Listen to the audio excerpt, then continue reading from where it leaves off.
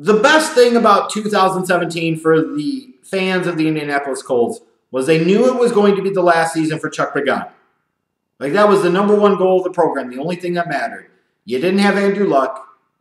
You knew you were stuck with Chuck Pagano for one more season, but one more season only. And once you got through the muck of that season, perhaps hope could spring eternal once again. Maybe you find a better head coach for your organization.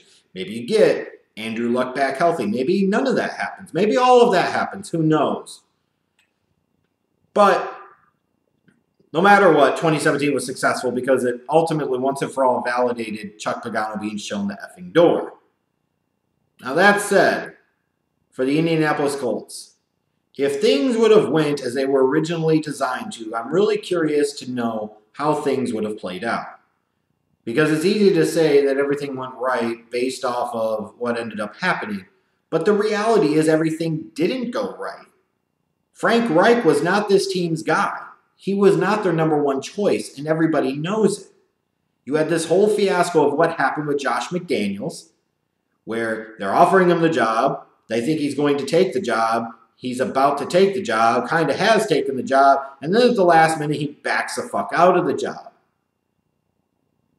Which is crazy to me because you look at the Bill Belichick coaching tree, it's not like it's borne a lot of tasty fruits, if you will. A lot of withering leaves. So Josh McDaniels, all this whole thing, I mean, this was kind of a black eye, kind of an embarrassment for the Colts organization. The guy that they wanted, the guy that they sat there and said, he's going to be our guy, ended up turning his back on him. But sometimes it's better to be lucky than good.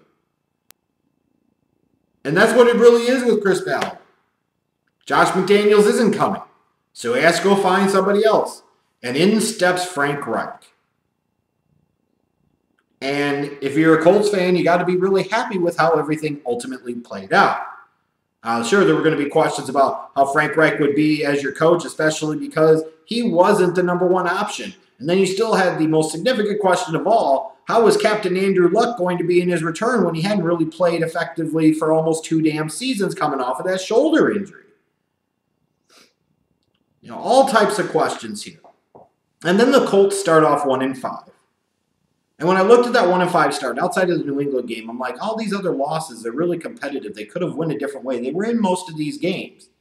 So while the record says they're bad, this really isn't a bad team. And they weren't. They were not a bad team at all. They just struggled a little bit early on in the season. But I was like, if they can ever get it together and make a little bit of a run, this team could make some noise. And all of a sudden they started to do that. They found their rhythm. They found their flow. They won their next 5 games, ended up winning 9 of their last 10. I think the only remaining loss they had was that shutout loss to the Jaguars. How bad that looks. And this Colts team, coming into the season with major questions about their franchise quarterback, Andrew Luck, major questions about their coaching situation after the Josh McDaniels fiasco, ends up going 10-6 and making the flipping playoffs. For a team that most people, I think, reasonably felt was at least a year away. Because this was not a team full of talent on both sides of the ball. This was not a team that you were envisioning being able to piece it together so quickly. This was a team that you felt like, hey, if Andrew Luck comes back and shows he can be healthy and be that dude, you know, come next year, you start to think about him a little more. Well, shit. You can start thinking about him now. Because the Colts had a really, really nice season. I mean, Andrew Luck threw for over 4,500 yards, 39 touchdowns. And he's still a little high on the INTs, but he'll always be a little bit of interceptions in part because he's trying to make big plays, and sometimes those big plays are away. Why Hilton had a monster year, 76 catches, over 1,200 yards. You had Eric Ebron. Who the hell saw this coming out of Eric Ebron? Sucked Heinz hit in Detroit for 4 years. Goes to Indy in 166 catches, touchdowns. I mean, this is the type of season it was for a team that you looked at, had so many marks and so many weren't sure of. Eric Ebron catching 13 touchdowns. Eric Ebron, a Pro Bowl caliber tight end. Oh, it really all started with that offensive line. This is that in recent years have really struggled to protect Andrew. And Grigson, of course, because he was a moron, failed to ever effectively address the offense. ever take care of it, because after all, why would you want to take care of your quarterback and Andrew Luck? But Chris Ballard hasn't ignored it, spending this whole pick on Quentin Nelson, a second-round pick on Braden Smith. You throw guys into the mix like former first-round pick Anthony Costanzo and then former first-round pick Kelly. And all of a sudden you've got an offensive line that only allowed 8 sacks the entire damn season. If you can protect Luck and you give him time, you've got a chance. That's exactly what happened in 2018. Defense was better, certainly expected it to be. They were middle of the pack against the pass, 10 against the run.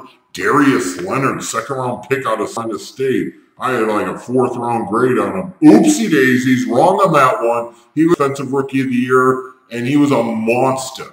He was a tackling machine. He was all over the damn place. And that's crazy, man. Second-round pick. And out of picks, he might have been the one people had as many questions about as anything. And here he goes, playing like a defensive monster. An all-pro, but not Pro Bowl, which still makes sense. I don't know. This is a really good year. Look at their draft class. Quentin Nelson, Darius Leonard, Braden Smith. 3 studs right there. Guys like Teray and Tyquan Lewis should be contributors time. The running backs, Nyheim Hines, Jordan Wilkes, should be guys that contribute in a rotation going forward.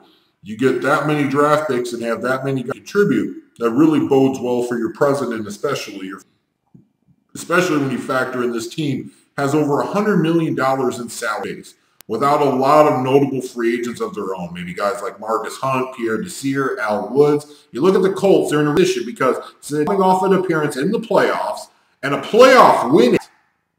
A road playoff win over a divisional rival in the Texans. You're able to sit here, come back into the offseason with that really good job. Your franchise quarterback showing he can be that dude again. $1 million in cap space and no real super notable free agents you have to re. But you can re-sign all of them if you want and still go out there and make majors in free agency. The Colts really quickly got themselves into really good shape. Ballard deserves a lot of credit. But he's lucky. This guy was Josh McDaniels, and he ended up with Frank Reich. And it could be one of those accidental things that ends up working well for this organization for years to come. Now, going into this offseason, what do they need to address? I really feel like they needed to see Robinson T.Y. Yeah, you've got a shit dude on the outside, but the rest of them are kind of role player afterthoughts. They need somebody a little more legitimate. That's definitely a need. I think you could argue that running back is still a need, even though Jordan Wilkins, you've got Nyheim Hines, not really a need. You could really use a superstar. You go out and get Bell big time money when he's coming off of a season you didn't even.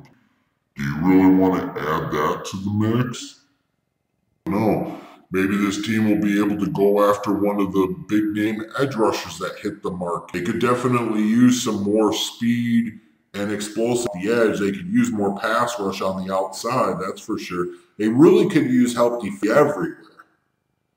You know, they've still got to on defense. The guys like the Darius Leonard's coming nowhere and playing at a year level can help mask some of the deficiencies at all 3 levels of this defense. But what's this Colts team?